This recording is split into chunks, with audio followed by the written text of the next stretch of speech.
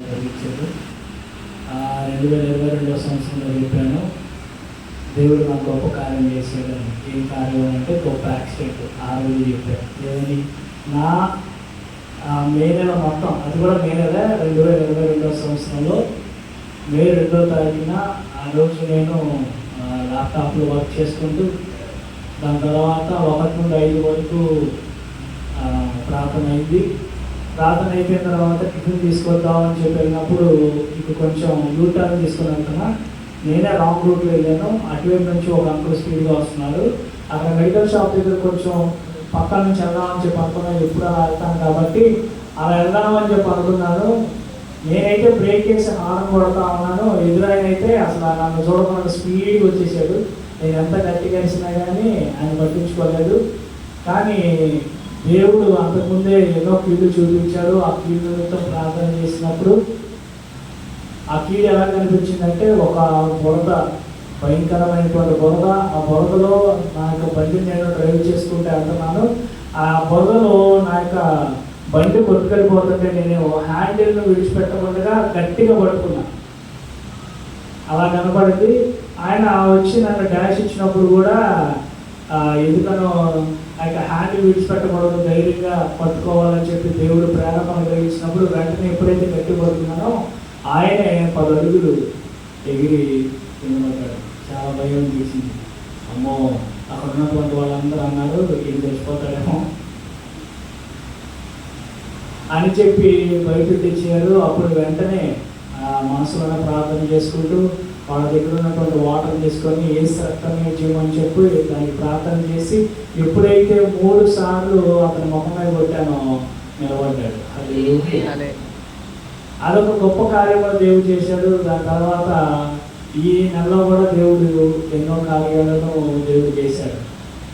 నేను దగ్గర డిసైడ్ చేసి సంవత్సరం అయిపోతున్నప్పటికీ దేవుడు ఎక్కడ బాకీని ఆపకుండా దేవుడు ఎలా కూడా అడ్జస్ట్మెంట్ చేస్తూ కట్టడానికి దేవుడు సహాయం చేశాడు.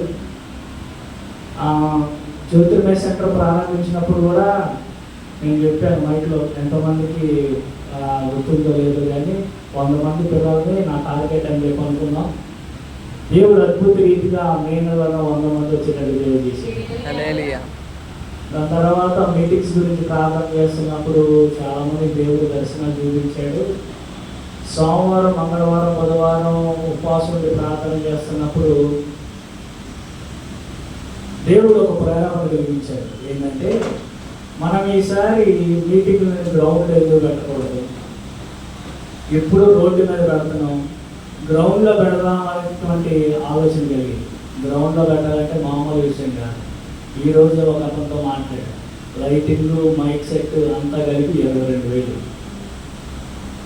బైబిల్ చదువుకు వాళ్ళంటే 25,000 ఖర్చు అవుతుంది. వాళ్ళకి భోజనాలు, వాళ్ళకి సంబంధించినటువంటి అన్నీ చూడాలంటే ఇంకా ఖర్చుతో కూడుతుంది. ఇంకా బ్యానర్స్ కానీ, ఇంకా పాంప్లెట్స్ విషయంలో కానీ, ఇంకా సభలకి ఏవైతే ఉన్నాయో వాటన్నింటినీ చేయాలంటే చాలా ఖర్చుతో కూడుకుంది. కానీ దేవుడు ఎక్కడ తనకుండగా దేవుడు ధైర్యం ఇచ్చాడు. అందుకు బట్టే నేను దేవుడిని స్తోత్రం చేస్తాను. ఎందుకంటే చాలామంది ఇచ్చేటువంటి వాళ్ళందరూ నేను బియ్యం ఇస్తా, పప్పులు ఇస్తా, ఇవి ఇస్తాను. వాళ్ళ యొక్క హృదయ స్థితిని బట్టి వాళ్ళు ఏదైతే ఇవ్వాలని చెప్పుకుంటున్నారో దాన్ని బట్టి నేను చాలా సంతోషం. కానీ ఇంత ఖర్చుతో కూడుకున్నప్పుడు దేవుడిని ఒకటే అడుగుతున్నాయ్యా, మీటింగ్లు పెట్టాలంటే చాలా ఖర్చు అయినటువంటిది. అంతకుముందు నాన్నగారు రోడ్డు పక్కన పెట్టినప్పుడు మా మైక్ సెట్నే ఉపయోగించాం. మహా అంటే అప్పుడు వాయిద్యాలు వాయించే వాళ్ళకి ఎంత ఇచ్చేవాళ్ళం, రోజుకి 1000 రూపాయలు. 3 రోజులకి ఒక్కొక్కరు 1000 చెప్పిన అనుకుంటే ఇద్దరు వస్తే 6,000 అయిపోయింది. కానీ ఇప్పుడు 3 పెట్టుకున్నప్పుడు ఒక్కొక్కరికి 4,500 దాకా ఇవ్వాల్సి ఉంటుంది. అంటే ఎంత ఖర్చుతో కూడుకున్నది, దగ్గర 60,000 పైన ఖర్చు అవుతుంది. చాలామంది అనుకుంటారు ఈ దగ్గర ఏదో డబ్బులు ఉంది, లేకపోతే పవర్గా ఉన్నాడనో, లేకపోతే ఇదేంటి దాన్ని ఏమంటారు, ఇంకా రెక్లెస్నెస్గా ఉన్నాడనో, లేకపోతే ఎవరినో పట్టించుకోవట్లేదనో అని చెప్పి నాకు చాలా భయం ఎక్కువ. కానీ దేవుడు ధైర్యాన్ని అనుగ్రహించాడు. ఎందుకంటే దేవుడి యొక్క పని ఎప్పుడు చేయాలన్నా మొదటలో భయంగానే ఉంటుంది. మా నాన్నగారు చనిపోయినప్పుడు కాడి నుంచి ఇప్పటి వరకు నేను జరిగించినటువంటి, అంటే నా ద్వారా దేవుడు జరిగించినటువంటి, నేనని చెప్పుకోను ఎందుకంటే నేను యోగ్యులను కానీ చెప్పుకోవడానికి, నా ద్వారా దేవుడు చేసినటువంటి కార్యాలు ఏవైతే ఉన్నాయో అవన్నీ క్రొత్తమైనటువంటి కార్యాలు. అవునా కాదా?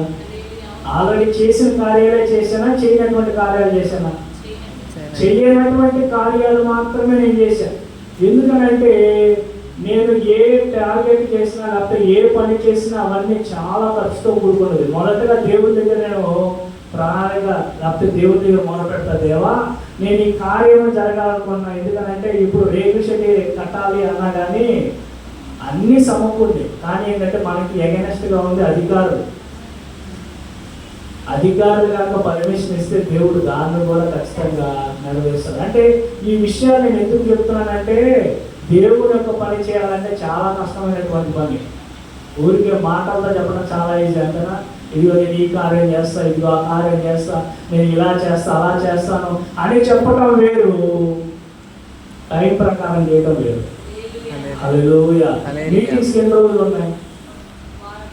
వారం కూడా లేదు. కానీ ఎంత ఖర్చు ఎలా చెప్పానా, మైక్ సెట్కి మళ్ళీ లైటింగ్కి 22,000.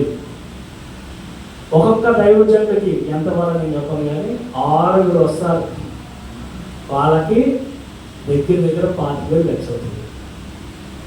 వాళ్ళ భోజనమే కానీ వాళ్ళ చూడటమే కానీ చేయటమే కానీ. ప్రతిరోజు భోజనాలు పెట్టడానికి మామూలు విషయమా?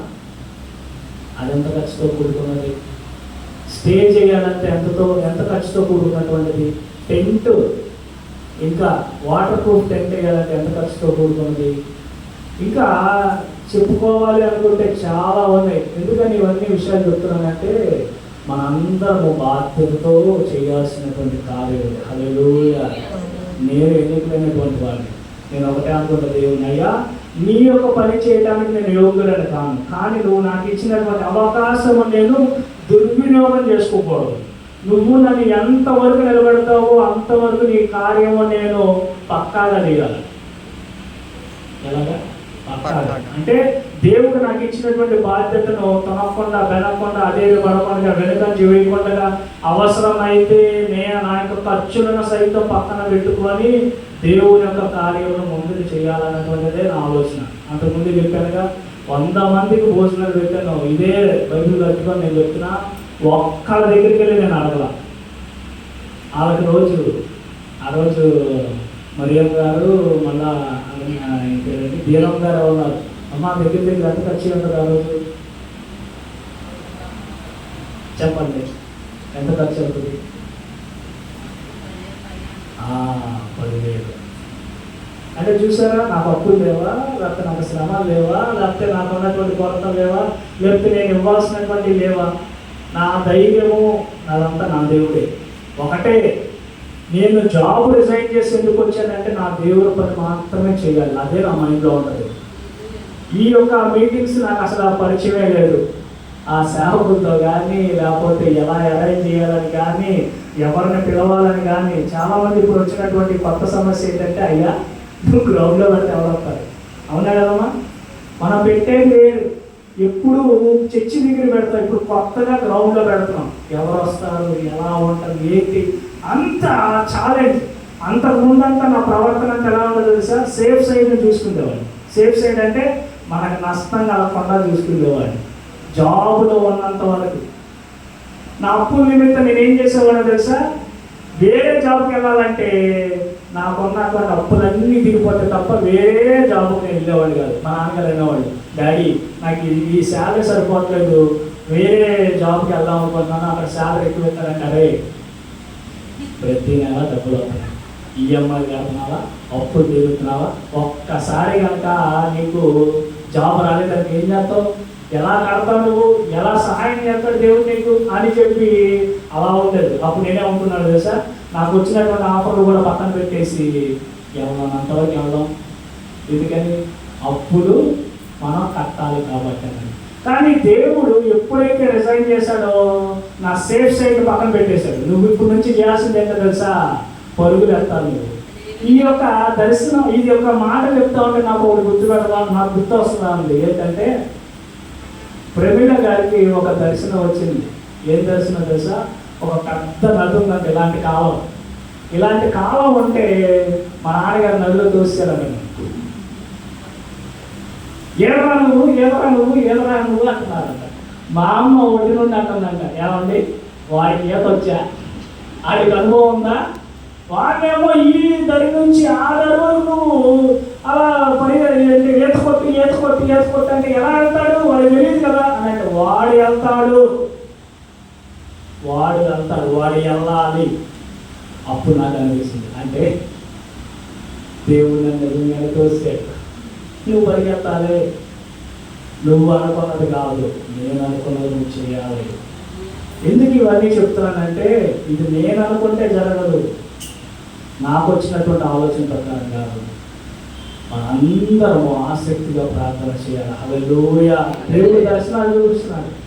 ఒక ఆమె నాకు ఒక్కడ కూర్చుందంట, ఒక ఆమె అమెరికా నాకు కూర్చుందంట. ఆమె కూర్చొని అడుగుతా ఉందంట, బాబు నీకేం కావాలి చెప్పు,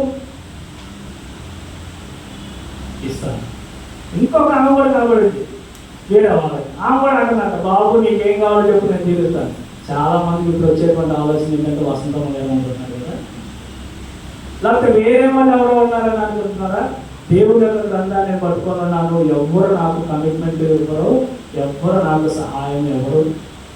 కానీ ఈ దర్శనం ఎందుకు చెప్తున్నానంటే దేవుడు ఖచ్చితంగా చేస్తాడని విశ్వసించాను కాబట్టి ముందుకెళ్తున్నాం. హల్లెలూయా. కాబట్టి దేవుడు పెట్టారా, దాని నిమిత్తం మరి ఎక్కువగా ప్రార్థన చేయండి. మీటింగ్లు అంటే దేవుడికి మహిమ రావాలి, నాకు మహిమ కాదు, మనకు మహిమ కాదు. కాబట్టి మా టార్గెట్ అంతా ఒకటే. నేను అనుకుంది ఏంటంటే కనీసము 10 ఆత్మలు మన సంఘానికి రావాలి.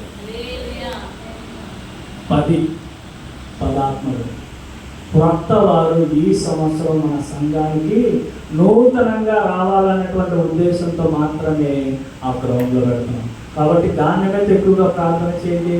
ఎన్నో విషయాలు ఉన్నాయి, దగ్గర 60,000 దాకా ఖర్చు అవుతుంది. కాబట్టి ఏదైనప్పటికీ దేవుడే సహాయం చేస్తాడు. ఒకవేళ దేవుడు రుణం తీసుకోమన్నా లేకపోతే ఎక్కడైనా అప్పు చేయమన్నా నేనైతే ఎంత చేయను, భయపడను. ఎందుకనంటే ఆహారం కన్నా ప్రాణమును, వస్త్రము కన్నా దేహమును ముఖ్యమైనవి కావా. అదే రీతిగా దేవుని పని కన్నా నా సొంత ఖర్చులు ఎక్కువ కాదు, నా కుమారుడు ఎక్కువ కాదు, మా వైఫ్ ఎక్కువ కాదు, మా అమ్మ ఎక్కువ కాదు. కాబట్టి మీరందరూ ప్రార్థన చేస్తారన్నటువంటి ఉద్దేశంతో మాత్రమే ఇవన్నీ చెబుతున్నాను. కాబట్టి దయచేసి మీరు అందరూ ప్రార్థన చేస్తూ ఇంకా మన దీనం గారికి దర్శనం వచ్చింది. ఏమని మీటింగ్ జరుగుతున్నాయంట, జోరు వర్షం వచ్చింది. ఈరోజు ఆయనతో మాట్లాడుతున్నప్పుడు కూడా ఆయన అంటాడు, బాబు ఎవరైనా ఏప్రిల్ నెలలో పెడతారు, మే నెలలో పెడతారు, నువ్వు ఎప్పుడు పెడతాను? జూన్ నెలలో. ఇందాక చెప్పాగా నేనంతా సేఫ్ సైడ్లో ఉంది. అందరూ పెట్టేటువంటి టైంలో పెట్టామనుకో ఏమో మహిమ ఉంటుందా? అలా అని చెప్పి వర్షం రావాలని కాదు. కాబట్టి మనందరం ఆసక్తిగా ప్రార్థన చేద్దాం. ఆ కీళ్ళన్నీ తొలగిపోవాలి. ఇందాక అమ్మగారికి దేవుడు దర్శనం చూపించేదేంటి, అందరూ తెల్ల వస్త్రాలు ధరించుకొని ఆ మీటింగ్ అందరూ అవుతున్నట్టుగా. హల్లెలూయా. కూడా చెబుతుంది ఏమంటే మీటింగ్లో చాలా గొప్ప జన సమూహాన్ని దేవుడు చూపించాడు. అప్పుడే మనపై ఇచ్చాడు, ఇంకా దేవుడు ఏం చూపించాడో తెలియదు అని. కాబట్టి దేవుడు పెట్టాలి, దేవుడు ఘనకరంగా చేస్తాడు. ఎందుకంటే దేవుడు ఇచ్చినటువంటి వాగ్దానాల ప్రకారంగా, దర్శనాల ప్రకారంగా మాత్రమే నేను చెప్తున్నాను, కానీ నా సొంత ఆలోచన ప్రకారంగా కానీ నా సొంత జ్ఞానం వల్ల నేను చెప్పట్లేదు. కాబట్టి మీరందరూ మా నిమిత్తం ప్రార్థన చేస్తున్నారు, సంఘం నిమిత్తం ప్రార్థన చేస్తున్నారు, మా కుటుంబం నిమిత్తం ప్రార్థన చేస్తున్నారు. ఇంకా ఆసక్తిగా ప్రార్థన చేయండి. వచ్చే నెల జూన్ 9వ తారీఖున మనందరం సాక్ష్యాలు చెప్పాలి. హల్లెలూయా. చెప్తారా? అందరూ